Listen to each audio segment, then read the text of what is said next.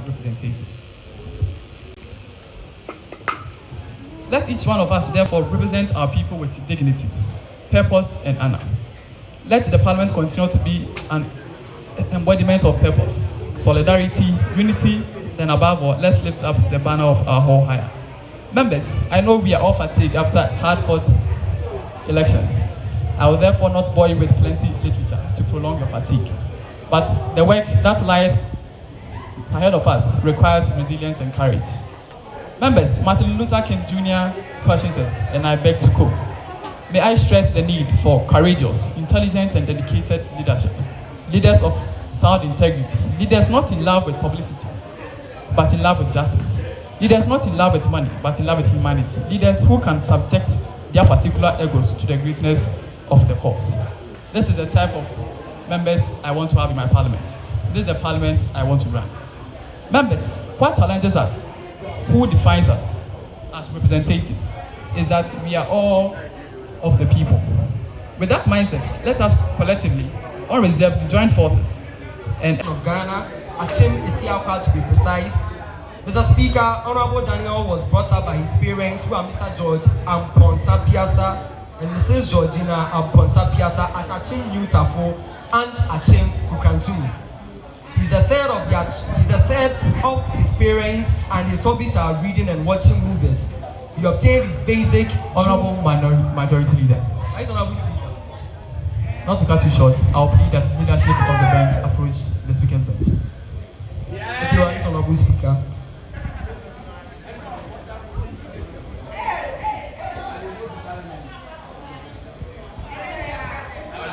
Minority and leader. Omokoji advice. Mommy.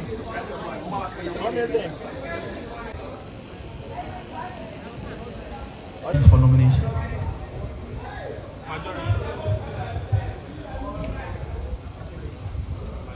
Right, Honorable Speaker. Honorable Majority Leader. The Speaker has not given the consent to have the floor yet. Honorable Majority Leader, you have the floor of the House. Right, Honorable Speaker, with respect to what you said and the fact that maybe on other diplomatic missions as executed by the President, like I rightly stated, you may have to go for checkups in Dubai as you are nearing old age, which is very, very important. Very important. I would like to propose Mr. Daniel Opon as the first Deputy Speaker of this noble House. He is a noble gentleman, very competent, and has so much qualities, but for the sake of time, I can't go much into his autobiography. But then I would like to humbly move that Honorable Daniel Opon be considered as the first Deputy Speaker of the House. Thank you, Right Honorable Speaker. Motion moved. I'll move to the minority bench for second. Honorable Minority Leader, why are you on your feet? Is it to suppose that your seat is not comfortable or you are yearning for mine? Is that why you're on your feet?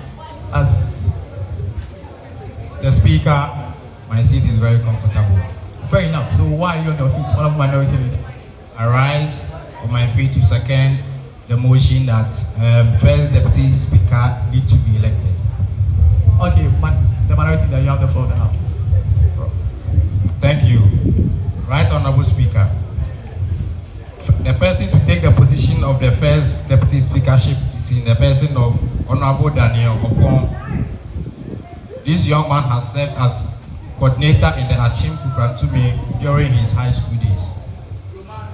Mr. Speaker, he was appointed as Financial Secretary for the Science Club. This tells us he fits for the position of the first speakership.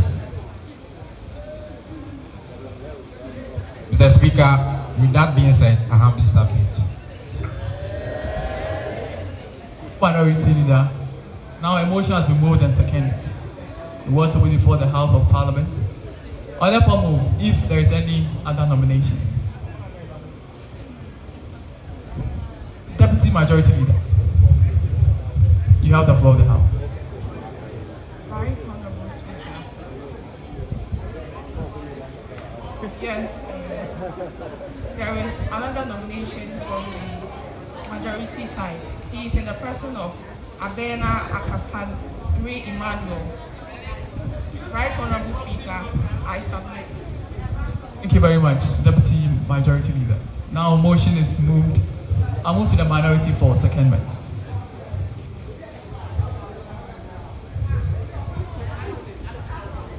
Mr. Speaker,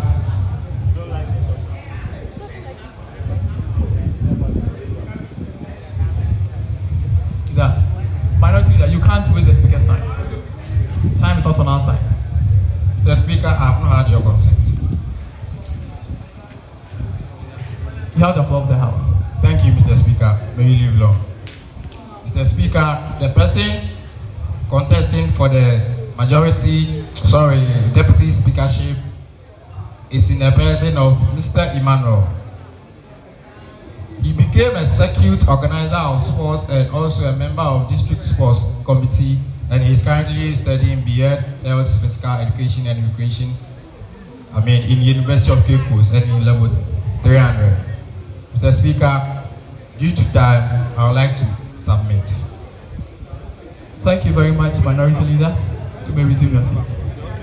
As the Speaker, as I sit in this highest office, in fact, I am quite bemused as to why a bench will nominate two people to contest for the first deputy speakership.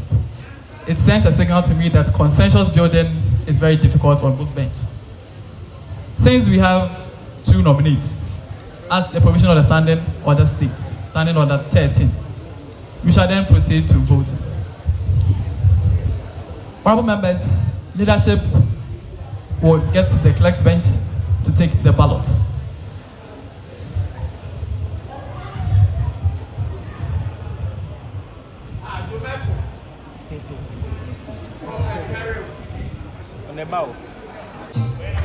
For the second deputy speakership.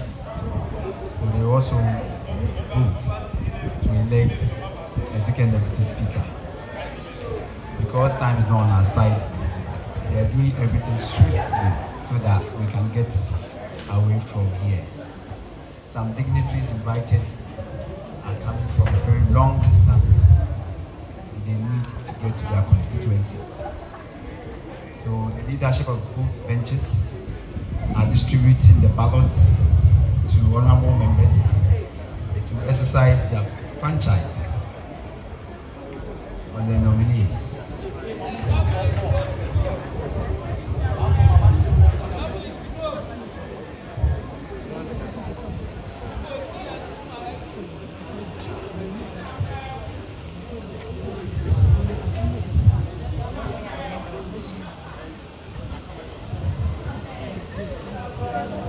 So all these are part of the rubrics of Parliament. The rubrics of Parliament. There is a. So the members from the judicial board have received acknowledgement from our cherished affiliates. Leadership of both benches should be swift in voting.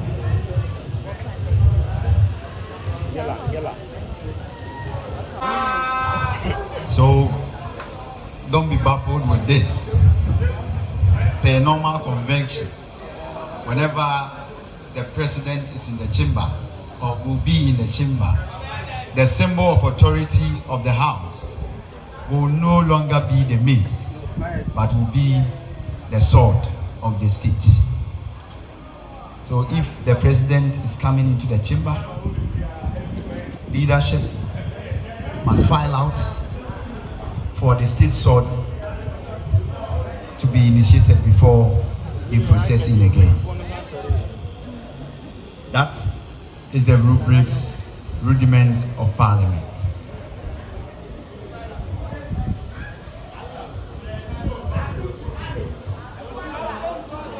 Please, shall we humbly resume our seats? So that is the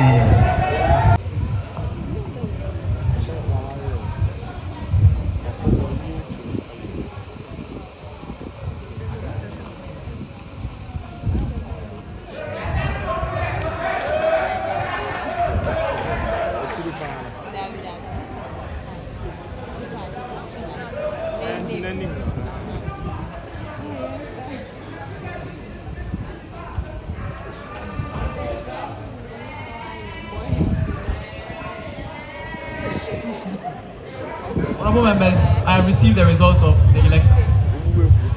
Honorable members voted, and then we have the first deputy speaker and the second deputy speaker. The first deputy speaker is Mr. Hakasan Siri, Mr. Emmanuel. Honorable Hakasan Siri won the seat as the first deputy speaker. May he come up and take his seat. I will try my best to work within the set time. Honorable member, it is not at your discretion. But the same standing order states that the interpretations lies in the motion of the speaker. It can be 5 minutes, I can give you a 30 seconds minute. If you so, as you so please, Mr. Speaker. I want forward with your statement. Yes, I want to remind this House of a certain historic day that has just happened in our country, which happens to be 29th of March 2022, in case members of this House have forgotten. This happens to be a day about 4 major events took place in our country. I think we had the first ever flyover for Northern Ghana being commissioned, the first gentleman of the land and Commander-in-Chief of the Ghana Armed Forces turning 78 years, and the electronic transaction bill, famously called the e-levy, equally passed.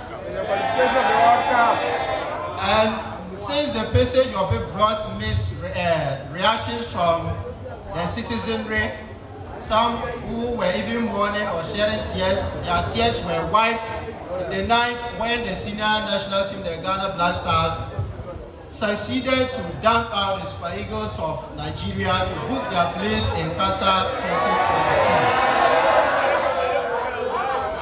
2022. Before resuming my seat, Mr. Speaker, I just want to make a vivid statement on the middle one, which happens to be the e-levy.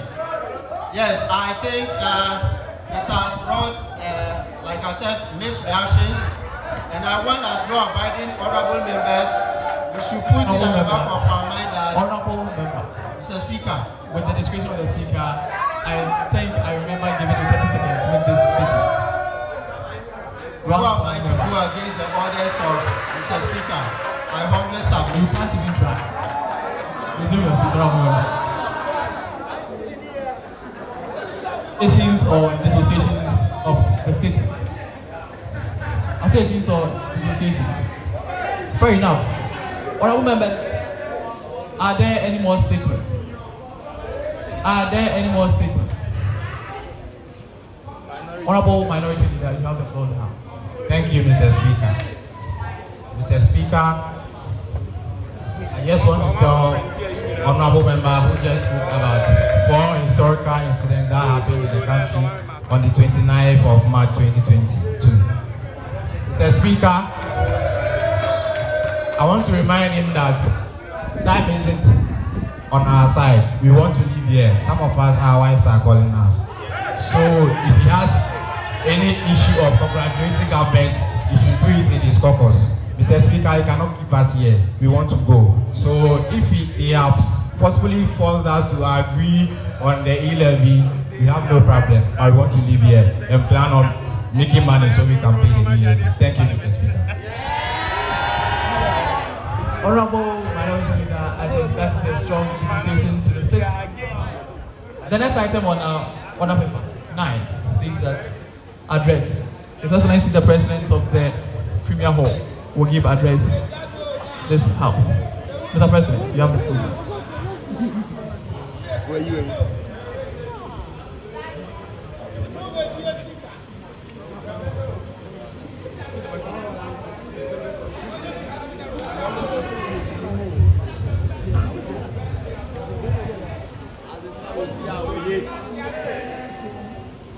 While the President is about to give the speech, Her Excellency the Vice President will join the President in delivering his speech.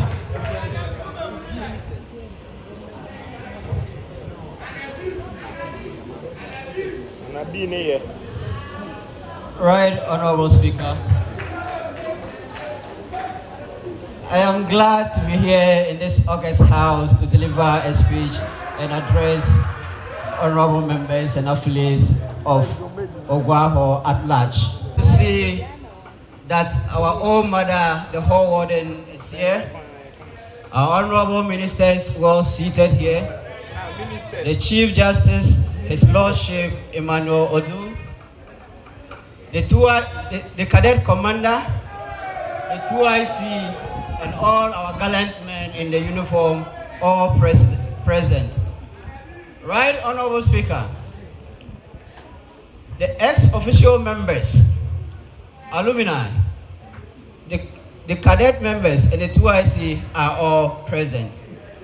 Mr. Speaker, the House is duly honored by the welcome attendance of leadership of the Central Parliament, JCRC speakers of the various halls, as well as members at the public gallery.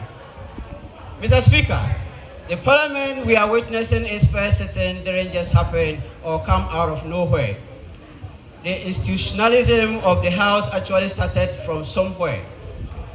As we are all aware, the Hall used to have a parliamentary council some years back, which even had provisions made for it in our constitution, which was promulgated in 2015. However, Mr. Speaker, due to one or two unforeseen circumstances, the then Parliament became inactive. It was during Sir Charles's administration that steps towards the revitalization of the whole Parliament started. But time and space couldn't permit to take off. Being the chairperson of the Parliament Reformation then, and now the president of this noble hall, finishing grace was all that I was needed to bring us this far.